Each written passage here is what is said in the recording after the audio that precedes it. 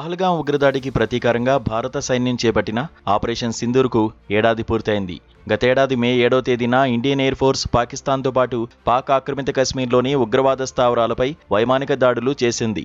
ఈ దాడుల్లో ఉగ్రవాద స్థావరాలు ధ్వంసమయ్యాయి. 100 మందికి పైగా ఉగ్రవాదులు సైతం హతమయ్యారు.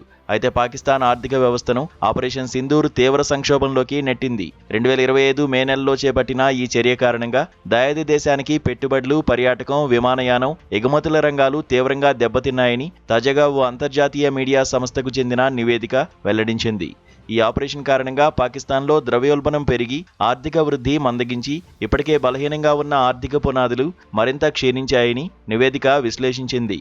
అధిక అప్పులు, విదేశీ మారక ద్రవ్య నిల్వల కొరత, అంతర్జాతీయ సహాయంపై ఆధారపడ్డం వంటి సమస్యలతో అప్పటికే సతమతమవుతున్న పాక్ ఆర్థిక వ్యవస్థపై ఆపరేషన్ సింధూర్ మరింత భారాన్ని మోపిందని గుర్తు చేసింది. గత 3 ఏళ్లుగా పాకిస్తాన్ జీడీపీ వృద్ధి సగటున 3% వద్దే స్తబ్దుగా ఉందని, పారిశ్రామిక ప్రగతి మందగించిందని నివేదిక పేర్కొంది.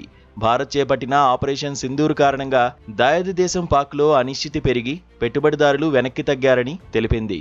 దీంతో పాక్ నేతలు వేచి చూసే ధోరణి అవలంబించారని, దీనివల్ల బీమా, రుణ వ్యయాలు భారీగా పెరిగాయని సదరు నివేదిక స్పష్టం చేసింది.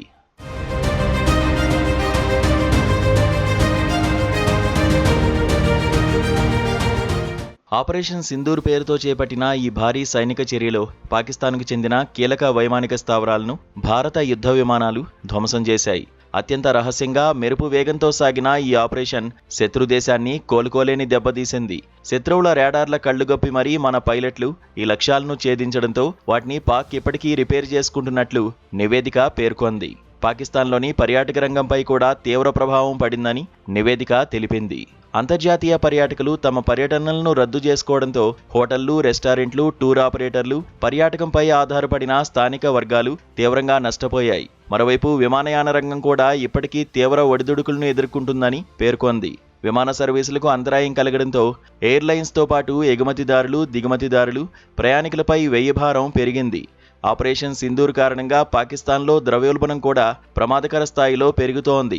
2025లో 4.5% ఉన్న ద్రవ్యోల్బణం 2026లో 7.2%కి, 2027లో 8.4%కి చేరుకుంటుందని ఈ నివేదిక అంచనా వేసింది.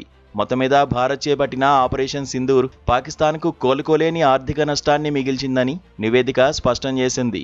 ఆ నష్టం నుంచి ఇప్పటికే దాయాది దేశం కోలుకోలేకపోతుందని తెలిపింది.